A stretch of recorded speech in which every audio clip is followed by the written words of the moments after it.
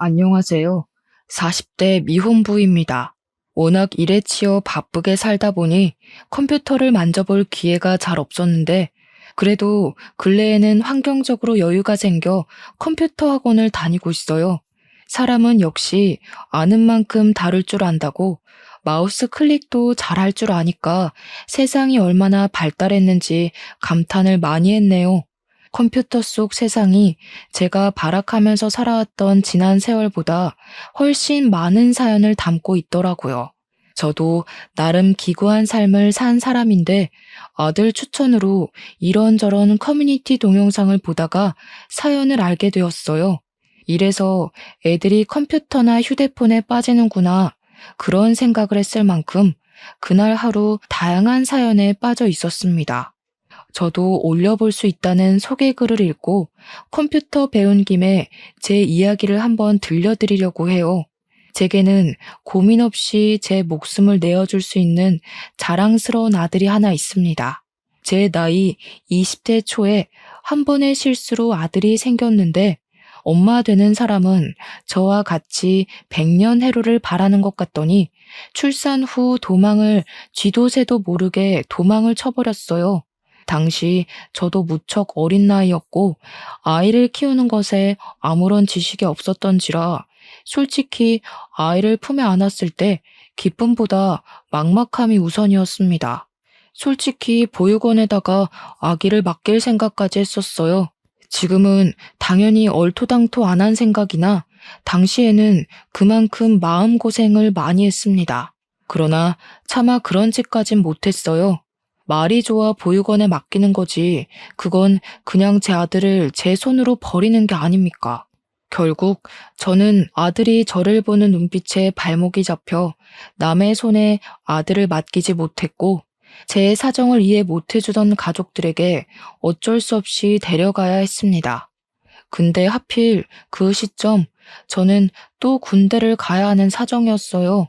제 아들을 한 번도 사랑의 손길로 보듬어 준 적 없는 가족들 곁에 아들만 두고 가야 하는 상황이었습니다. 그래서 저는 휴가를 받으면 무조건 잽싸게 집에 와서 아들 곁에만 꼭 붙어 있었어요. 만날 때마다 쑥쑥 커져 있는 아기가 너무 신기했고, 또 저를 닮아가는 것 같아서 마음이 괜스레 이상했죠. 그런데요, 제가 저녁이 점점 다가오고 휴가를 더 자주 낼 수 있게 되어서 알게 된 건데, 이상하게 아들 태도가 어딘가 모르게 눈칫밥을 먹고 사는 애처럼 늘 조용하더라고요. 특히 누구 하나 큰 소리만 치면 움찔움찔 놀라면서 금세 울음을 터뜨렸습니다. 그 모습이 마음에 걸려 저는 저녁을 앞두고 더더욱 복무에 제대로 집중하지 못했던 기억이 납니다. 저녁이 겨우 한 달 남았을 땐 저녁까지 무한한 세월이 걸리는 느낌이었어요. 그렇게 저녁을 하고 연락할 정신도 없이 바쁘게 본가를 찾아갔던 날, 저는 가출을 하게 됩니다. 저는 그래도 저 없는 동안 우리 아들을 봐준 부모님과 누나네 부부에게 감사한 마음을 갖고 양손 가득 소고기를 사들고 갔는데요. 엄마! 얘 또 오줌 쌌어. 야, 울지 마. 누굴 닮아서 이렇게 시끄러운지 모르겠네. 손대기 싫으니까 엄마가 갈아입혀. 걘 누굴 닮아서 그렇게 오줌을 질질 싼다니? 도망갔다는 어미년 닮은 거 아니야? 하필 만나도 이상한 여자를 만나가지곤 그냥 밖에다 앉혀놔. 우리 집은 주택이었어요. 그래서 열린 창문을 통해 우리 아들이 가족들에게 무슨 취급을 받고 있는지가 고스란히 들렸습니다. 발걸음을 꼼짝하지 못하고 충격에 휩싸여 있을 그때, 누나가 내복바람인 제 아들을 데리고 현관 밖으로 나왔다가 저랑 정통으로 눈이 마주쳤어요. 누나는 깜짝 놀라서 소리를 빽 지르더라고요. 누나가 안 들어오고 귀신같이 서서 뭐하냐고 놀란 가슴을 쓸어내리고 있었는데, 제 눈에는 아들이 소변을 넣어서 젖어있는 내복바람밖에 눈에 안 들어왔습니다. 그리곤 당장 가서 제 아들을 붙잡고 있는 누나를 사정없이 밀어버렸어요. 이럴 거면 처음부터 절대 못 받아준다고 거절했어야지. 다들 다신 나 볼 생각 하지 마. 아들 하나 죽었다 생각하고 살아. 나도 가족 다 죽었다 생각하고 다신 안 찾을 테니까. 그날로 제가 집을 나왔던 겁니다. 아들을 데리고 대책 없이 가출을 한 거죠. 제가 애 옷 좀 사입혀달라고 군대에서 모은 돈을 가족들한테 보내주기도 했는데 정작 아들에겐 내복 두세 벌 말고는 입을 옷도 없더라고요. 당시 제법 추운 날씨였음에도 저는 할 수 없이 제 옷으로 아들을 칭칭 감아선 집을 떠났습니다. 그리고 가족 주려고 사왔던 고기도 다시 들고 나왔어요. 그렇게 저는 기차역을 갔고 아들이랑 같이 지방 내려갈 방편을 알아봤어요. 그러면서 제겐 짐이었던 소고기를 기차역 주변에 구걸하고 있는 노숙인들에게 기부하고 기차에 올라탔었습니다. 그렇게 향한 곳이 인천에서 마산으로 가는 길이었어요. 그 뒤로 저는 아들과 함께 거의 마산에서 세월을 보냈습니다. 가족들에게서 도피는 했지만 문제는 돈이었어요. 일단 저는 당장 집이 필요했고 그러려면 당연히 돈이 제일 필요했죠. 그래서 일을 하기 위해 아들을 어린이집에 맡겨야 했는데 그것마저도 돈이잖아요. 기세등등하게 제 아들을 집에서 빼내왔지만 정작 제 손으로 할 수 있는 건 아무것도 없는 상황이었습니다. 너무 막막해서 마산역을 함부로 못 떠나고 있었는데 그 와중에도 고마웠던 건 아들이 울지를 않았다는 거예요. 대신 아들이 얼굴이 꽁꽁 얼어서 붉어져 있더라고요. 일단은 추운 밤을 해결할 곳이 먼저라 생각했습니다. 있는 돈 없는 돈을 다 털어 여관방을 하나 잡고 그렇게 아들을 재웠어요. 그리곤 잠잘 시간이라도 줄여 구직 활동을 하기 위해 여관방 주인에게 컴퓨터를 잠시 부탁했고 독수리 타법으로 이것저것 검색을 해봤습니다. 그러다 발견한 게 애 딸린 미혼부에게 지원해주는 한부모 지원센터였어요. 수입만 적정선을 넘지 않으면 충분히 일을 하면서도 경제적 지원과 아이 학습 지원을 받을 수 있더라고요. 그렇게 저는 아들을 지원센터에 맡기면서 그 시간에 죽어라 일을 했어요. 제 입으로 들어가는 건 거의 신경 쓰지 않고 아들만 열심히 키웠습니다. 주야장천 일용직만 뛰다 보니 어느 날엔 동료들에게 추천받아 수산물을 운송하는 일을 소개받게 되었는데요. 그게 한탕 뛰면 30만 원이더라고요. 물론 물고기를 옮기는 일이라 몸이 힘들 수 있겠지만 제겐 일당 30만 원이 너무 고마운 제안이었습니다. 저는 그걸 업체에 부탁을 해서 현금으로 받았고 차곡차곡 모아 끝내 작은 방 하나를 얻을 수 있게 되었어요. 아들은 그때쯤에 마침 어린이집을 갈 수 있는 연령이 되었어요. 당시 저는 투자해서 돈을 불릴 만한 여유가 되는 사람은 아니었기에 무식하게 돈을 안 쓰고 모으는 것밖에는 몰랐는데요. 그 때문에 제가 아들을 마주할 시간은 극히 적었지만 그래도 아들이 남들에게 뒤처지지 않게 학교도 보내줄 수 있었습니다. 당연히 학원도 보내주었고요. 그렇게만 일하면서 앞만 보고 살았더니 어느새 우리 아들이 중학생 나이가 되어 있더라고요. 문득 그 사실을 깨달았을 땐 제가 맨 땅에 헤딩하듯 가출해서 고군분투하며 살았던 세월이 주마등처럼 지나가더군요. 여관방도 겨우 하룻밤밖에 못 지낼 돈밖에 없던 저는 어느덧 아들에게 투룸 오피스텔을 선물할 수 있는 아빠가 되어 있었어요. 제가 앞만 볼 수 있었던 건 다 아들 덕분이었습니다. 아들이 없었다면 저는 아마 제 손으로 집을 장만하는데 더 오랜 세월이 걸렸을 거고 이만큼 제 시간을 책임있게 보내지 못했을 거예요. 앞으로 우리 아들에게 더 큰 집을 선물해주고 싶었고 나중에 결혼하면 신혼집까지 해줄 수 있을 만큼 돈을 벌고 싶었습니다. 그런데 문제가 좀 있었어요.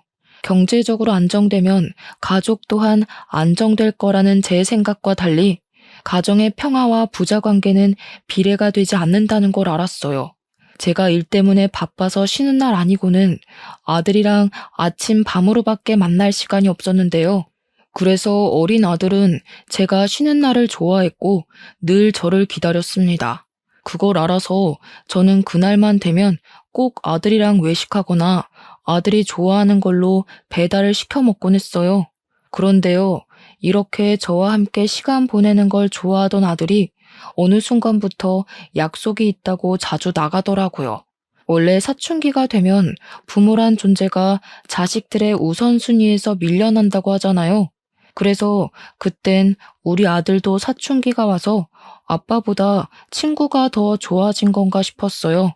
아쉽긴 했지만 제가 아들이랑 같이 못 있어주는데 친구라도 잘 사귀면 안 심심하니까 아들이 외출한다고 하면 족족 다 허락해 주었습니다. 그리고 아들 생일날 그때만큼은 아들이 저랑 시간을 보내지 않을까 싶어서 일부러 일을 일찍 빼고 귀가를 했습니다. 그런데 아들이 집에 없더라고요. 전화를 해봤더니 아들이 또 외출을 한 거 아니겠습니까? 나 지금 친구랑 있어. 저녁 먹고 들어갈 것 같은데? 그러니? 아빠가 용돈 준비했는데 들고 가지. 혹시 놀다가 돈 모자라면 얘기해. 아빠가 이체해 줄게. 아들은 저와 같이 생일을 보내지 않는 것에 대해 아무렇지 않은 듯 했습니다.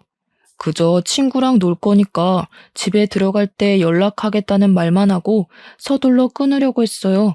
뭐랄까, 저는 아들만 보고 사는데 아들은 갈수록 제게서 멀어지는 느낌이 계속 들기 시작하더라고요. 그래도 그땐 사춘기라 그런 거다 생각하면서 제 속을 달래었습니다. 친구 하나 없는 저처럼 아들마저 저 같은 삶을 살게 할 순 없었으니까요. 그날 아들에게 줄 거라고 생일 선물로 손목시계도 사왔는데 저는 이거라도 아들 방에 갖다 놓기 위해 들어갔었어요. 아들이 초등학생일 때 이후로 아들 방문을 오래간만에 열어본 날이기도 했네요. 그리고 그때 제가 몰랐던 아들의 취미까지 알게 되었는데요.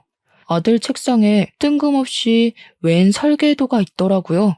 대충 설계도만 봤을 때는 계집인가 생각했습니다. 그런데 계집이라고 하기엔 세세하게 적혀있는 사이즈들이 너무 컸어요. 다 만들어 놓으면 사람도 들어갈 수 있을 만한 크기일 것 같았습니다. 아들이 이런 걸 왜 갖고 있는 걸까? 왜 이런 걸 설계했나 궁금하면서도 우리 아들이 건축 쪽에 관심이 있었구나 싶어서 흐뭇하기도 했습니다. 애들이 벌써 꿈을 정하는 건 쉬운 일이 아니라고 했는데 우리 아들이 시키지 않아도 스스로 자기 꿈을 찾고 잘 걸어나가고 있었다는 사실은 제 삶의 동기에 의지를 더해주는 사실이기도 했어요. 저는 그 설계도를 보면서 아들의 꿈에 넉넉히 지원해 줄 수 있는 아빠가 되고 싶었습니다. 아들의 꿈을 이뤄주는 것이 제 꿈이 되기도 한 날이었네요. 어쨌든 그렇게 생일날 자정이 넘어가던 시간, 아들이 친구를 만나는 건 존중하지만 그래도 미성년자이기 때문에 자정을 넘는 건 좀 아니라고 봤습니다. 너무 집에 안 오길래 결국 한 번 더 전화를 걸어보려 했는데요. 때마침 아들한테서 전화가 오더라고요. 아빠, 혹시 집에 친구 데려가도 돼? 사실 친구랑 같이 밥 못 먹었어. 친구랑 같이 뭐 좀 만드느라 시간 가는 줄 몰랐거든. 그랬구나. 아직까지 저녁도 안 먹고 배고프겠다. 아빠가 짜장면 시켜줄 테니까 데리고 와. 친구는 가족들한테 허락 받았대? 가족이 없대. 아들이 짧게 대답하는 그 소리에 순간 많이 당황했어요. 그리고 곧 가족이 없다는 말이 남일 같지 않더라고요. 저는 흔쾌히 아들의 부탁을 허락했고 그 시간까지 아직 밥도 제대로 못 먹었다는 말에 늦게 하는 중국집까지 찾아서 배달을 시켜놓았습니다. 한 30분 지났을까요? 아들이 귀가를 했는데요. 그날 제가 얼마나 놀랐는지 모릅니다. 아들이 데려온 친구를 보고 기함을 할 수밖에 없었어요. 아들 친구는 아들 또래의 중학생이 아니라 웬 나이 많은 노숙인이었거든요. 제가 당황해서 마중 인사를 하다 말고 굳어버리자 아들이 제 눈치를 봤습니다. 아빠, 내 친구야. 할아버지 나쁜 사람 아니니까 걱정 마. 할아버지도 인사해. 우리 아빠예요. 아들 말에 노숙인은 쓰고 있던 모자를 벗으며 제게 고개를 숙였습니다. 너무 놀라서 몰랐는데 보니까 노숙인이 들고 있는 모자가 제가 아들에게 선물로 줬었던 모자더라고요. 뿐만 아니라 노숙인은 착용하고 있는 목도리와 기마개의 장갑까지 전부 제 아들 것으로 보이는 걸 착용하고 있었습니다. 그걸 보면서 무어라 정의 내릴 수 없을 만큼 기분이 굉장히 혼란스러웠지만 제 허락이 안 떨어지자 머뭇거리는 둘을 보고선 일단 들어오라고 했습니다. 그리고 이미 차려놓은 중국 음식을 대접했어요. 그 전에 아들이 노숙인을 데리고 손 씻고 먹어야 된다면서 나란히 서서 손을 씻는 거 아니겠어요? 솔직히 나이 참한 할아버지와 손자였지 둘이 대화하는 건 아들 말대로 친구 사이 같아 보였습니다. 노숙이는 배가 많이 고팠는지 짜장면을 허겁지겁 비우고 밥까지 비벼 먹었어요. 그러니 옆에서 아들이 천천히 좀 먹으라고 몇 번 말했냐면서 노숙인을 꾸짖었고 그러면서 자기 몫의 짜장면을 건네기도 했습니다. 그때까지만 해도 저만 그 상황이 정리가 안 돼서 그들로부터 멀찍이 떨어져 있었어요. 대체 어쩌다가 아들에게 노숙인이 둘러붙은 거지 싶더라고요.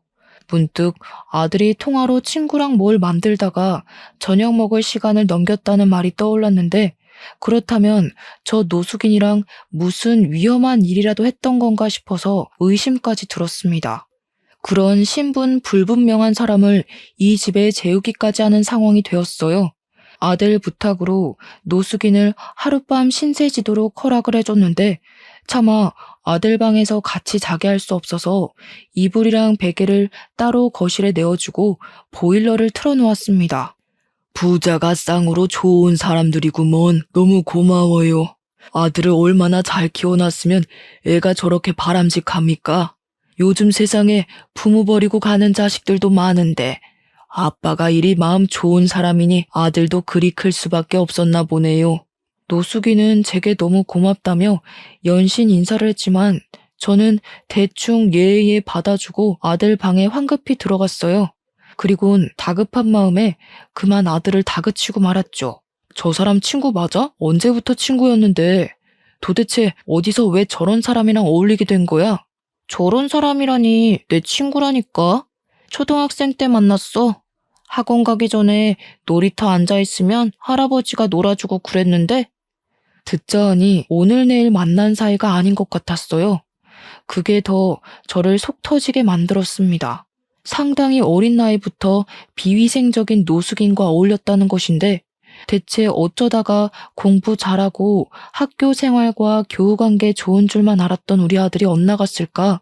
그 생각이 먼저 들었어요. 어느 누가 내 자식이 노숙인이랑 어울리고 다닐 줄 알겠습니까? 부모로서는 상상도 못할 일이고 이걸 아는 순간 뒤로 넘어갈 큰 사안이잖아요. 그래도 저는 최대한 아들 심기 상하지 않도록 화를 억눌렀어요. 친구 없어? 저런 사람이 어떤 사람들인지 몰라? 그 많은 친구들은 다 어쩌고 왜 하필 노숙자랑 어울려? 저 사람이 뭐 하는 사람인 줄 알고. 그러다 진짜 큰일 나기라도 하면 아빠 생각은 안 해? 아빠는 할아버지랑 얘기 안 해봤잖아. 할아버지 나쁜 사람 아니라니까. 나도 나한테 위험한 사람인지 아닌지 정도는 알아. 네가 알긴 뭘 알아. 살아봤자 얼마나 살았다고. 저런 사람들은 잃을 게 없어서 더 나쁜 마음 쉽게 먹을 수 있단 말이야. 제 말에 아들은 결국 화를 참지 못해 자리에서 벌떡 일어났어요. 그리곤 저에게 처음으로 반항을 하며 언성을 높이더라고요. 아빠는 매일 일한다고 얼굴도 안 비추잖아. 솔직히 할아버지보다 아빠 얼굴 보는 게 더 힘들거든? 아빠가 돈 번다고 그러는 거 알겠는데 그래서 나도 아빠한테 불만 숨기고 아무 말 안 하잖아. 그럼 아빠도 내가 누굴 사귀든 신경 꺼야지. 할아버지는 유일하게 나한테 관심 가져주는 사람이라고. 아빠는 내가 학교 생활 어떻게 하는지 궁금해하지도 않잖아.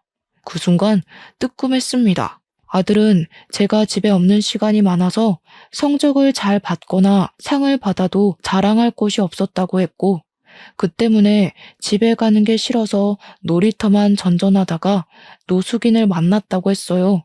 자기가 받은 성적표랑 상장을 제 방에 가져다 놨었다고 했지만 일하면 쓰러져서 잠에 들기 바빴던 저는 그걸 전혀 보지 못해 알지 못했던 겁니다. 아들 나이에는 성적표로 인정을 받고 안 받고가 제법 중요한 요건인가 보더라고요. 정작 아빠 노릇을 했어야 하는 건 돈보다도 그런 정서적인 영역에 있어야 했던 건데 정말 저는 아무것도 몰랐습니다. 제가 못하는 아빠의 역할을 대신 채워준 게 아마 노숙인이지 않았나 싶었어요. 노숙인만이 아들을 인정해주면서 천재라고 잘 컸다고 칭찬을 해줬는데 아들은 그게 너무 고맙고 좋아서 이것저것 자랑을 더했고 그러다 보니까 주기적으로 만나게 되었다고 했어요. 그 말을 듣는데 아들을 나무라다가도 제 스스로 돈만 생각하느라 아들 마음을 신경 못 썼다는 것에 죄책감이 밀려왔습니다. 하지만 그건 그거고 그렇다고 아들이 정체불명의 노숙인을 어울리게 두는 건 솔직히 부모로서 용납이 안 되었어요. 무슨 이유인 간에 노숙자는 안 돼. 안 그래도 아빠가 항상 살펴봐주지도 못하는데 네가 계속 노숙자랑 어울리면 걱정이 되겠어 안 되겠어? 아빠가 하루 종일 걱정하고 일도 손에 안 잡히고 그러면 좋겠어? 내일부턴 만나지 마. 알겠니? 싫어. 아빠가 언제부터 나 신경 썼다고. 그냥 평소처럼 내가 뭘 하든 어디서 어떻게 지내든 관심 갖지 마. 아빠가 나 먹여주고 키워준다고 해서 내 인생까지 통제할 권리는 없어. 아들은 노숙인에 대해서 진심이 있기라도 한 듯 제게 대들었습니다. 이게 진심인 건지 아니면 제가 자신이 가진 것에 대해 무작정 부정적으로 봐서 느끼는 반감인 건지는 모르겠어요. 이러나 저러나 저는 난생 처음 아들이랑 다퉈봤고 그 다툼은 그저 노숙인으로 인한 일시적인 순간이라고 생각했습니다. 그런데 저는 그날로 아들과 남보다 못한 사이가 되어버렸어요. 우리 다투는 소리가 밖으로 새어갔는지 현관문 소리가 나길래 저랑 아들이 목소리를 일체 멈췄었거든요. 저희 둘의 극단적인 상황에만 신경 썼다 보니까 밖에 노숙인이 들었을 수도 있겠다는 생각을 미처 못한 거예요. 설마 싶어서 나가봤더니 역시나 그 노숙인은 이미 집을 떠나고 없었습니다. 심지어 아들이 줬던 모자랑 목도리, 장갑 이런 거 다 가지런히 놓고 나갔어요. 이게 바로 저와 아들이 남과 같은 사이가 되어버린 이유입니다. 아들은 그때부터 저를 극도로 미워했고 멀리하기 시작했어요. 아마 사춘기가 더 심해져서 저를 투명인간 취급했을 겁니다. 제가 항상 아들이랑 같이 겸상을 못하기 때문에 아들이 집에 오면 간단한 요기를 할 수 있도록 이것저것 사놓는 편이었거든요.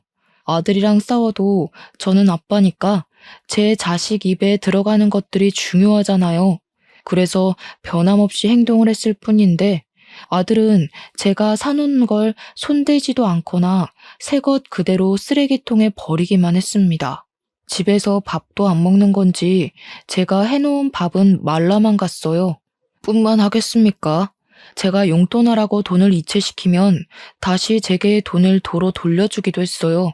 학교에서 급식을 먹는다고 하지만 그래봤자 한 끼잖아요. 용돈도 반납하고 집에 사놓은 음식도 손을 안 대는 거면 밥을 한 끼만 먹는다는 건데 한참 성장할 나이에 영양적으로 부족할 것 같더라고요. 주말에는 아주 아침에 나갔다가 아주 밤늦게 들어오거나 방에서 밥도 안 먹고 공부만 했어요. 그럴수록 아들 건강이 걱정되더라고요. 제가 화해를 시도해도 아예 말을 할 기회조차 주지 않으니 저는 아들이 스스로를 해치는 걸 보면서도 아무것도 할 수가 없었습니다. 그나마 아들이 학교는 간다는 걸로 위안을 삼을 수밖에 없었죠. 군대를 전역하고 저는 정말 아들 하나만 보고 살았습니다. 아들 잘 될 일만 생각하며 버텨왔는데 정작 실상은 그저 제가 아들 핑계를 대고 제 인생을 자기 위로하고 있지 않았나 싶더라고요. 문득 깨달았어요. 내 아들이란 이유만으로 내 마음대로만 주무르고 있었구나 라고 말이죠. 하지만 제가 깨달았을 땐 이미 부자 관계가 너무 멀리 벌어졌을 때였어요. 그러길 벌써 1년이 지나 아들은 중학교를 졸업할 나이가 되었습니다. 그때쯤엔 이미 사이좋던 저와 아들의 관계는 눈 씻고 찾아볼 수 없는 분위기였고 이미 나빠질 대로 나빠져서 고착되었어요. 그렇다고 부모가 돼서 자식 졸업식까지 모른 채 할 수가 있겠습니까? 그래서 제가 용기를 내어 아들에게 내일 졸업식 맞냐고 물었거든요. 그러니까 아들이 1년 만에 제게 목소리를 들려주었는데요. 졸업식 오지 말라는 딱 그 한마디만 하고 방에 들어가 버리더라고요. 그래서 고민을 많이 했습니다. 그날 밤은 참 생각이 많아졌어요. 잠도 안 와서 오랜만에 담배를 피울까 하고 슈퍼를 가려고 했습니다. 대충 외투만 걸친 뒤 슬리퍼를 신고 나왔는데 누가 저희 집 문고리에다가 웬 종이 가방을 걸어놨더라고요. 뭔가 싶어서 주위를 둘러보다가 안을 봤더니 새 휴대폰이었어요. 그리고 그 안에는 정갈한 글씨체로 적힌 쪽지가 들어 있었습니다. 그 쪽지를 보고 저는 급히 1층으로 내려갔어요. 그리곤 주위 사람들을 둘러보면서 한 인형을 찾기 위해 바삐 뛰어다녔죠. 아무리 돌아다녀도 휴대폰을 주고 간 사람을 찾을 수가 없었어요. 쪽지를 다시 봤습니다. 쪽지에는 제 아들 이름이 적혀 있으면서 아들이 갖고 싶어 했던 휴대폰이라고 아들이랑 꼭 화해하라는 내용이 적혀 있었어요. 그리곤 마지막에 작은 글씨로 이 아들만도 못한 애비야 라고 적혀 있었는데 이 사람이 누군지 알 것만 같더라고요. 분명 그때 그 노숙인일 거라고 확신했습니다. 저와 아들 사이를 같이 알고 있는 사람은 그 할아버지밖에 없었으니까요. 결국 노숙인 찾기는커녕 담배 피울 생각도 못하고 다시 집에 들어왔어요. 휴대폰이라면 진짜 비싼 제품이 아닙니까? 돈도 없는 양반이 이런 걸 어떻게 샀는지 궁금하더라고요. 그리고 한편으로는 제 자신이 또 한 번 부끄러웠습니다. 노숙인은 제가 아들에게 홀대받고 있다는 걸 아는 것 같았고, 그렇다는 말은 아들과 여전히 만나고 있다는 것도 증명이 되는 말이었어요. 일부러 그걸 저한테 알려주려고 제게 메모도 남긴 것 같았습니다. 그날 밤은 거의 뜬 눈으로 지샜어요. 그리곤 아들 졸업식이라고 일까지 빼고서 학교를 찾아갔습니다. 노숙인 말대로 아들에게 정식으로 다시 사과하고 싶었거든요. 학교 주위로 가니 주변에서는 꽃을 판다고 난리였어요. 아들이 안 만나줄 수도 있으니 꽃은 생략할까 싶다가도 아들이 좋아하는 보라색의 꽃이 보이더라고요. 그래서 충동적으로 구매를 해버렸어요. 근데 마침 그 옆에서 조금 깨재재 보이는 한 아가씨 있었는데요. 꽃 살 돈이 부족한 건지 1,000원짜리 2장을 꼼지락거리며 한 송이만 싸게 해주면 안 되냐고 꽃 주인에게 부탁을 하고 있었어요. 그러나 꽃 주인은 자기도 먹고 살기 힘들다고 그 여자한테 미안하다는 말만 주야장천했습니다. 그 여자는 꽃 주인을 설득하지 못해 결국 꽃 없이 졸업식을 가려는 것 같더라고요. 잠자코 지켜만 보았던 저는 마치 재작년 아들에게 했던 실수가 떠올랐어요. 문득 노숙인 또한 이렇게 보냈던 것이 마음에 걸리는 거 있죠. 그래서 그 아가씨를 쫓아갔고 아가씨에게 사정을 물었습니다. 동생이 졸업식인데 부모님이 안 계시거든요. 오늘 공과금 내고 남은 돈이 이것밖에 없는데 꽃이 이렇게 비싼 줄 몰랐어요. 알았으면 생활비를 더 줄일 걸 그랬나 봐요. 이거 가져요. 저도 아들이 졸업식인데 아가씨 동생이랑 동갑이겠네요. 자식 같아서 축하해 주려는 거니까 가져가세요. 저는 또 사면 되거든요. 아가씨는 괜찮다고 손사래를 쳤지만 제가 고집스럽게 건네주니까 끝내 받아가면서 정말 고맙다고 눈물을 흘렸습니다. 아가씨의 어려운 사정을 보면서 노숙인도 분명 사정이 있어서 그랬을 텐데 싶은 생각이 들더라고요. 저도 어려울 때가 있었고 도움도 받았던 사람인데 왜 어려운 사람을 외면했던 건지 후회가 밀려왔어요. 그게 아들과 틀어지게 된 계기였던지라 마음속에 더 오래 남고 속상했습니다. 매번 이렇게 지난 날을 후회해 뭘 하겠습니까? 저는 다시 꽃다발을 사서 졸업식에 갔어요. 아들에게 연락을 못하고 갔기 때문에 아들이 어디 있는지도 모르고 벌써 학교를 나갔는지도 몰랐습니다. 그렇게 운동장 입구에 서서 눈 빠지도록 아들만 찾고 있었는데 옆에서 갑자기 웬 번지르르한 할아버지가 말을 걸더라고요. 아들이랑 달리 못돼 처먹은 양반인 줄 알았더니만 그 아들의 그 아빠 맞네. 그런데 괜찮은 옷 한 벌 안 사 입었어? 아들한테만 돈 쓸 줄 알지 자기는 영 못 챙기는구만. 뭔 소린가 싶었습니다. 그래서 그 할아버지를 더 빤히 쳐다보고 있었는데 할아버지가 갑자기 휴대폰 잘 챙겨왔냐고 묻더라고요. 그 순간 알아챘어요. 눈이 정말 크게 뜨였죠. 할아버지가 껄껄 웃는데 아들이랑 같이 대화하면서 웃던 그 노숙인 목소리가 떠올랐어요. 그때 제가 무어라 말을 붙이기 전에 멀리서 아들 목소리가 들렸습니다. 할아버지 하며 달려오던 아들은 제가 아닌 옆에 있는 노숙인에게 폭삭 안겼어요. 그리곤 저를 보며 눈빛을 차갑게 만들었죠. 졸업식 오지 말랬는데 왜 왔어? 이분 그때 아빠가 위험하다고 친구하지 말라던 할아버지야. 아빠 판단이 틀렸고 내가 맞았으니까 더는 간섭할 생각하지 마. 네 아빠가 너랑 화해하고 싶다고 너 좋아하는 휴대폰도 사왔던데? 한정으로 나온 그 명품 콜라보인가? 그거 갖고 싶어 했잖아. 아빠 멀리하면 휴대폰도 멀어질 텐데 괜찮겠냐? 제가 아무 말도 못하는 사이 노숙인이 끼어들어 우리 사이를 화해시키려고 주도했습니다.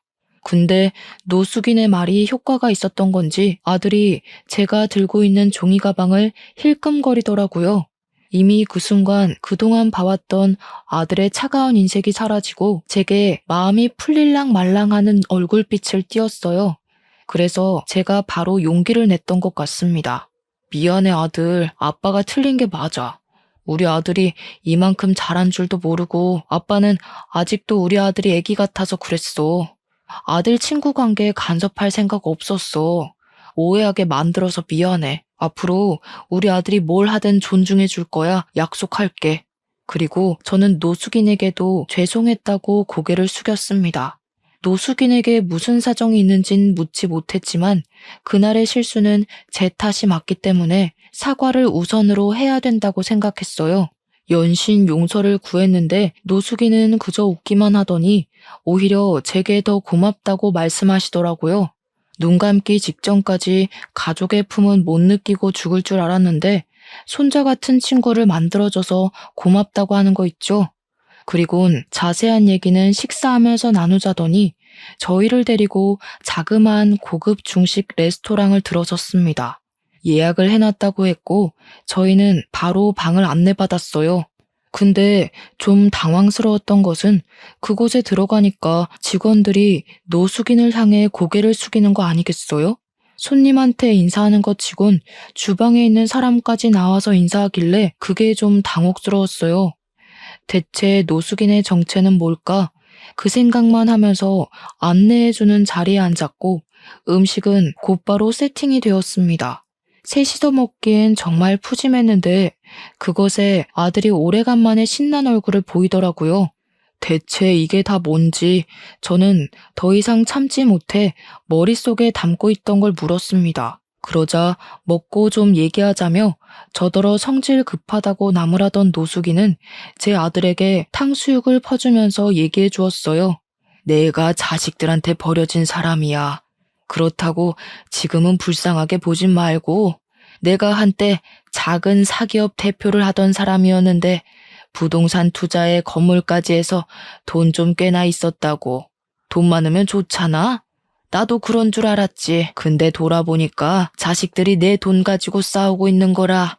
그것 때문에 속이 상했던 노숙이는 60살 나이에 치매인 척 연기를 했다고 했어요. 그랬더니 황당하게도 자식들이 노숙인 도장을 훔쳐내서 손을 썼다더라고요.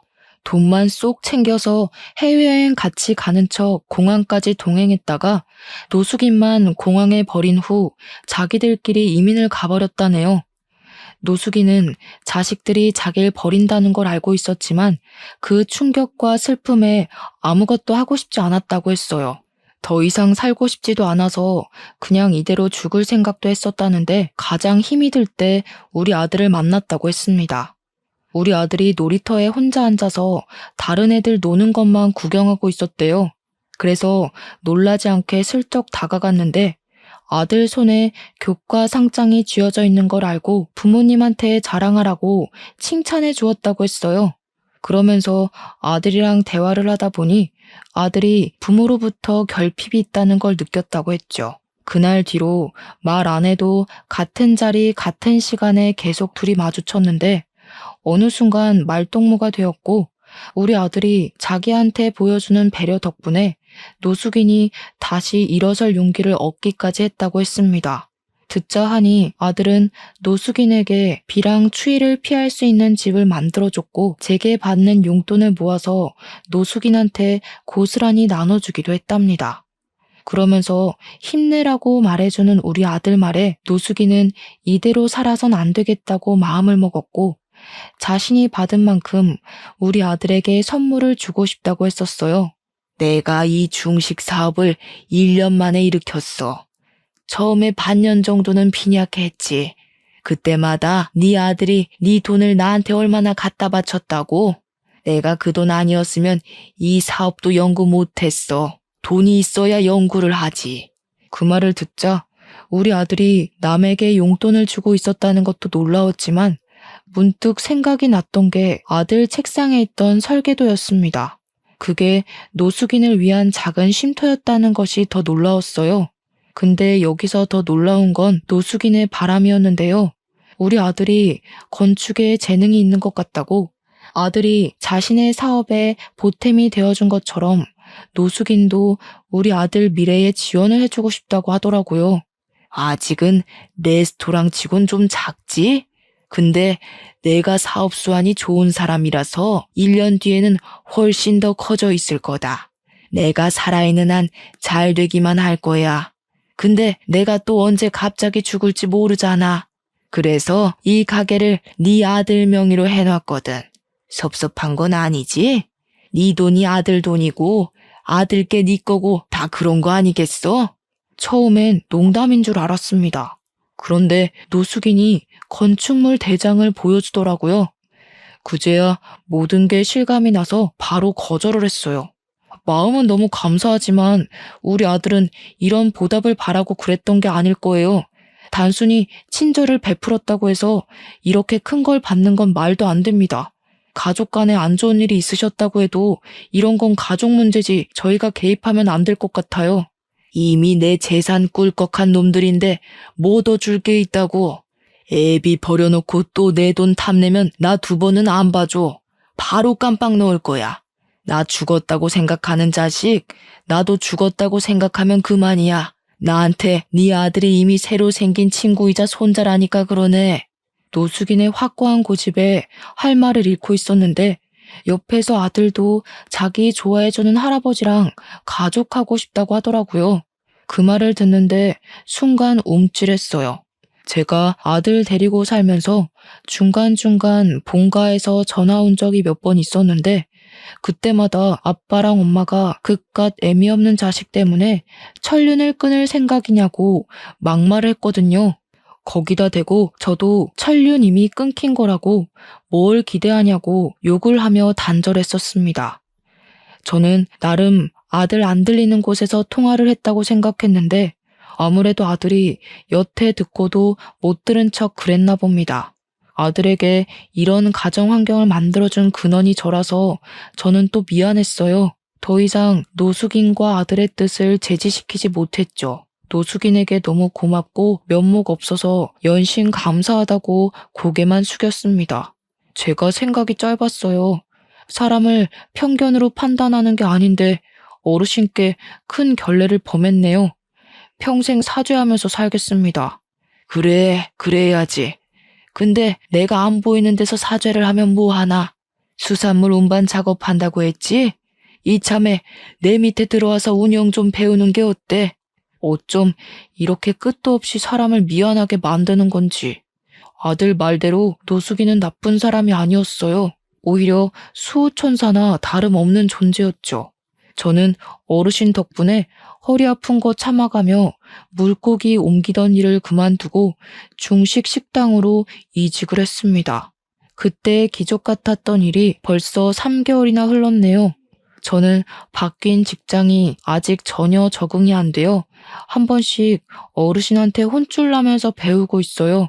일이 많이 서툰데도 불구하고 월급은 분에 넘치게 받고 있어서 더 면목 없게 살고 있습니다. 무엇보다 기쁜 사실은 아들과 이전처럼 부자 관계가 회복되어 가는 중이라는 거예요. 아들이 학교를 마치면 학교랑 가까운 이곳으로 하교를 하는데요. 제가 바쁘면 저를 직접 찾아와서 학교 다녀왔다고 인사를 해줘요. 아직 아들과 대화할 때는 어색한 부분이 없지 않아 남아있지만 저는 아들이 먼저 다가와 준 것만으로도 큰 행복을 느끼는 중입니다. 노숙인이 시켜서 요리를 해본 적도 있었는데 그걸 아들이 시식도 해줍니다. 한 번씩 운이 좋아서 제 손맛이 괜찮을 때가 있는지 아들이 종종 인정해줄 때가 있거든요. 그럼 그때마다 진작에 이렇게 살았어야 하는 거구나 싶은 생각이 들더라고요. 이 모든 게 얼마나 삶의 활력이 되던지 앞으로 죽을 때까지 이대로만 지내도 충분히 행복할 것 같았습니다. 참, 그리고 저희 아들은 노숙인이 정말로 지원해주는 덕분에 건축 쪽 학원까지 다니면서 재능을 키우고 있어요. 아들은 초등학생 때 부족한 솜씨로 노숙인 쉼터를 만들어줬던 것처럼 어른이 돼서 더 크고 좋은 쉼터를 만들어 놓고 싶다네요. 그리고 어르신과 함께 저는 어중간하게 키운 요리 솜씨로 노숙인들 짜장면 제공하는 봉사를 다니고 있습니다. 근데 여기서 좀 뜻밖의 사람을 만나요. 제가 그곳에서 봐선 안 될 사람을 목격하게 되었는데요. 맛있게 드세요 하고 짜장면을 제공하는 순간 한 여자의 손가락에 마디마다 있는 타투 자국을 보고 짜장면 그릇을 뺏어버렸어요. 그리곤 얼굴을 확인했죠. 저만 알아본 게 아닌 것 같더라고요. 여자의 눈동자가 흔들리더니 저를 한 5초 바라보고 뒤늦게 놀라 도망을 가려 했습니다. 저는 얼른 쫓아가 여자를 잡아 세웠어요. 역시나 가까이서 보니 우리 아들 친모가 맞더라고요. 이제야 말씀드리지만 아들 친모가 아들과 저를 버리고 도망을 간 건 남자 문제 때문이었어요. 저를 두고 몰래 바람을 피우고 있었더라고요. 상대 남자가 외국을 같이 가자고 했는지 저한테 말도 안 하고 몰래 그 남자랑 연락하고 날짜 맞춰서 튄 거였어요. 근데 왜 노숙인 꼴을 하고 있는 건지 당황스러운 거 있죠? 그래서 꼬락서니가 왜 이렇게 됐냐고 물어보니까 아들 친모가 자존심 때문에 말해주기 싫었나 봐요. 사람 잘못 본 거라고 소리만 지르다 도망을 가버렸습니다. 보아하니 바람 피웠던 상대한테 버림받은 것 같았어요. 친모는 남자만 믿고 자기 투자를 안 하는 여자였기 때문에 아마 남자가 없어서 거지가 되지 않았나 싶습니다. 그리고 왠지 제 가족이 어떻게 살고 있는지 궁금해하시는 분 계실까 말씀드리는데요. 가족은 제가 일하는 중국집에서 마주쳤어요. 누나 부부네가 저희 아들 나이보다 2살이 어린데 저희 아들이 다녔던 중학교로 입학했더라고요. 입학식 날 부모님까지 총출동해서 식당에 왔다가 저랑 마주쳤습니다. 부모님이 바로 저를 아는 체 하면서 아들아 불렀는데 저는 그 손길을 뿌리쳤어요. 꼴들이 말이 아니더라고요. 입학식 왔다면서 왜들 등산복 같은 운동복을 입고 있는 건지 그건 엄마가 쓸데없이 입이 싸서 알 수 있었습니다. 저 천하의 몹쓸 놈이 우리 집을 다 말아먹었잖니. 네 매형이 하는 사업 다 부도났어. 멍청한 게 친구랑 동업했다가 자기 혼자 빚더미를 홀랑 뒤집었었지 뭐야. 에휴, 내 팔자가 개 팔자야. 그런 식으로 말하지 말랬지. 엄마 때문에 이 사람이 더 눈치 보는 거잖아. 되던 일도 안 되게 생겼네. 짜증나게 굴면 나도 집 나가버린다. 그러니까 매형 때문에 집이 망해서 무려 3세대나 되는 가족이 방 2개에 작은 거실 하나 있는 곳에 살면서 장 보러 가는 것도 돈 아까워 거의 김치에 밥만 먹고 산다네요. 그날은 조카가 입학식이라서 몇 년 만에 외식을 하는 거랍니다. 우리 아들을 잡아먹을 듯 이빨 드러내던 사람들이 서로 핥히는 말을 하고 있으니 꼴 좋다 싶었습니다. 그러거나 말거나 저는 천륜을 끊어버렸는데 무슨 상관인가요? 내 알바 아니라고 모른 척 하려고 했더니 엄마가 자꾸 저를 붙잡으면서 유니폼이 좋아 보이는데 이곳에 오래 일했냐고 정직원이냐고 이것저것 관심을 보였어요. 그러자 분주한 분위기에 사무실에서 나온 노숙인은 제게 다가와 친히 엄마를 떼어내 주었습니다. 그러면서 사장 될 사람 함부로 만지는 거 아니라고 해줬고 여기서 더 소란 피우면 테이블 밖으로 내줄 테니 야외에서 먹게 할 거라고 상냥하게 말씀하셨어요. 그러자 가족들은 사장이라는 단어에 제게 묻고 싶은 것이 많아 보이는 눈치였지만 입 다물고 짜장면만 먹었습니다. 그날은 그렇게들 돌아갔는데 아마 조만간 또 찾아오지 않을까 싶어요. 그땐 우리 아들 생각해서라도 다신 엮이지 않게 정신 똑바로 차리고 쫓아낼 생각입니다. 저희는 이렇게 불안과 행복 사이를 오가면서 지내고 있어요. 막상 기적처럼 행운이 쏟아지니 행복할수록 불안도 큰 것 같다는 걸 느낍니다. 항상 자만하지 않고 가진 것을 지키는 데만 에너지를 쓰며 살 것 같네요. 그럼 긴 글 들어주셔서 감사합니다. 늘 평안하세요.